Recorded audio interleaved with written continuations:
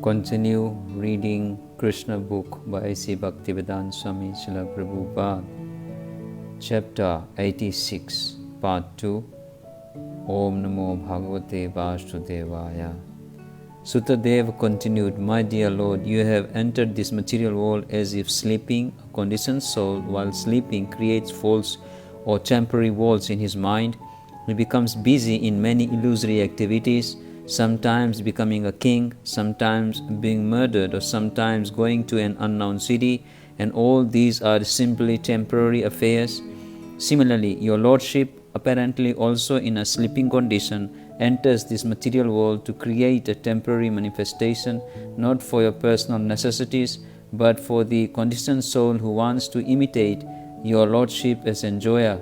The conditioned soul's enjoyment in the material world is temporary and illusory, and yet the conditioned soul is by himself unable to create such a temporary situation for his illusory enjoyment.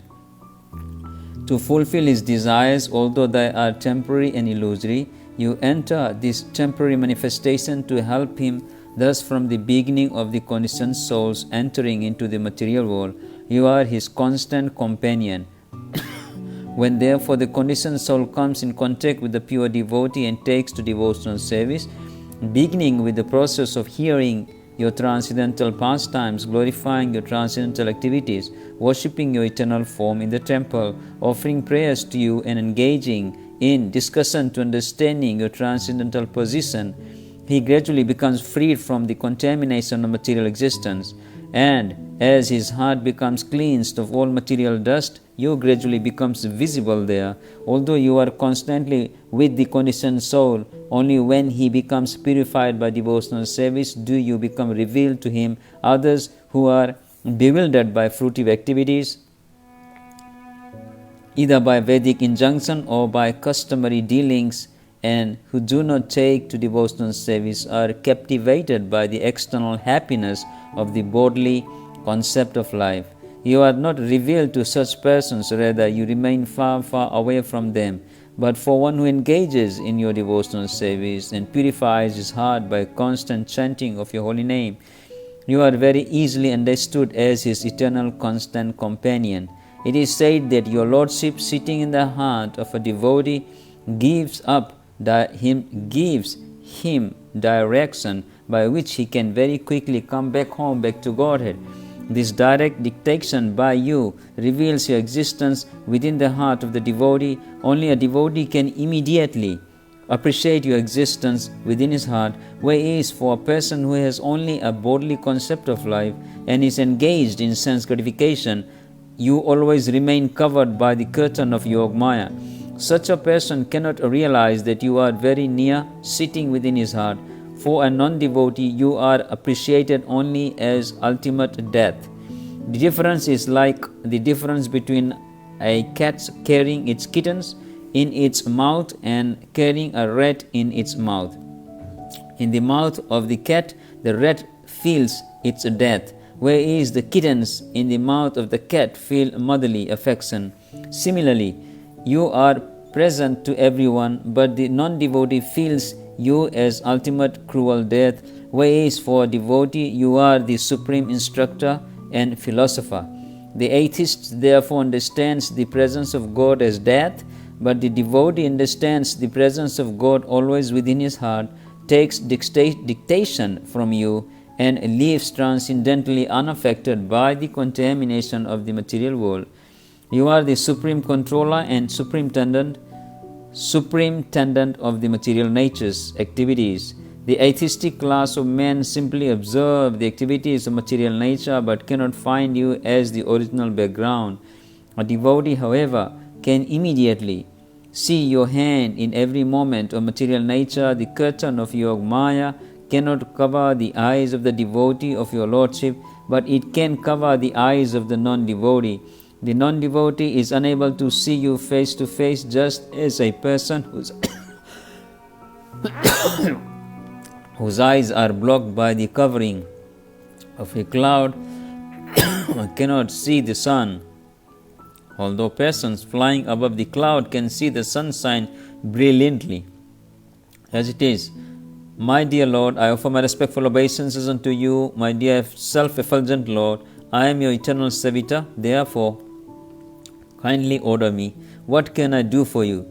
The conditioned soul feels the pangs of material contamination as the threefold miseries as long as you are not visible to him. And as soon as you are visible by development of Krishna consciousness, all miseries of material existence are simultaneously vanquished. The Supreme Personality of Godhead, Krishna, is naturally very much affectionately inclined to his devotees. When he heard Shrutadev's prayers of pure devotion, he was very pleased and immediately caught his hands and addressed him thus: My dear Shrutadev, all these great sages, brahmanas and saintly persons have been very kind to you by personally coming here to see you. You should consider this opportunity to be a great fortune for you. They are so kind that they are traveling with me, and wherever they go, they immediately make the whole atmosphere as pure as transcendence, simply by the touch of the dust of their feet. People are accustomed to go to the temples of God. They also visit holy places of pilgrimage, and after prolonged association with such activities for many days, by touch and by worship, they gradually become purified. But the influence of great sages and saintly persons is so great that by seeing them one immediately becomes purified, completely purified. Moreover, the very purifying potency of pilgrimages, worship of different demigods, is also achieved by the grace of saintly persons. A pilgrimage site becomes a holy place because of the presence of these saintly persons.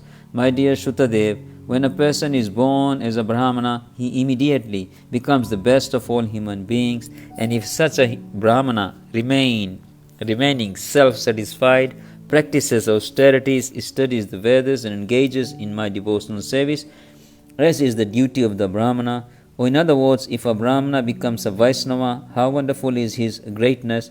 My feature of four-handed Narayan is not so pleasing or dear to me as is a Brahmana Vaishnava. Brahmana means one well conversant with Vedic knowledge.